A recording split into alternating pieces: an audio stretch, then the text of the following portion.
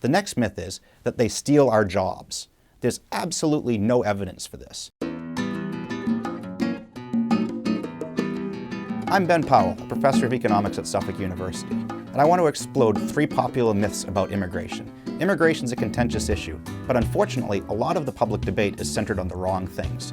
These 3 myths are that immigrants are a net drag on our economy, that they steal our jobs, and that they depress our wages. None of these are true. Immigrants are a net benefit to the economy. Economists who study immigration, even economists who are otherwise critical of immigration, are in almost universal agreement of this. They don't think the net economic benefit's huge, but all agree that it's positive. The next myth is that they steal our jobs. There's absolutely no evidence for this. This is a fallacy of the seen and the unseen. When an immigrant comes in, it's obvious when we see an American worker who loses his job. But what we don't see is that another job is created for that American. That's why, over time, we don't find a net increase in unemployment as immigrants come in.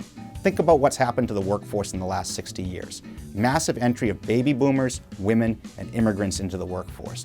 But yet, no increase in long-term unemployment. You still have business cycles and fluctuations in unemployment, but no long-term increase. Instead, we see as the labor force increases, so does total employment.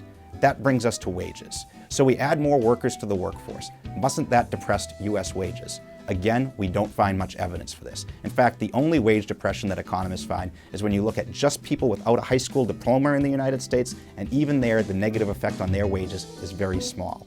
And the reason is, immigrant labor is different than the domestic labor. They bring a different skill set. So often immigrants who come are either very highly skilled or very low skilled. A lot of U.S. labor is somewhere in the middle, moderately skilled, but very few of us are at the top of the pyramid and very few of us are at the bottom.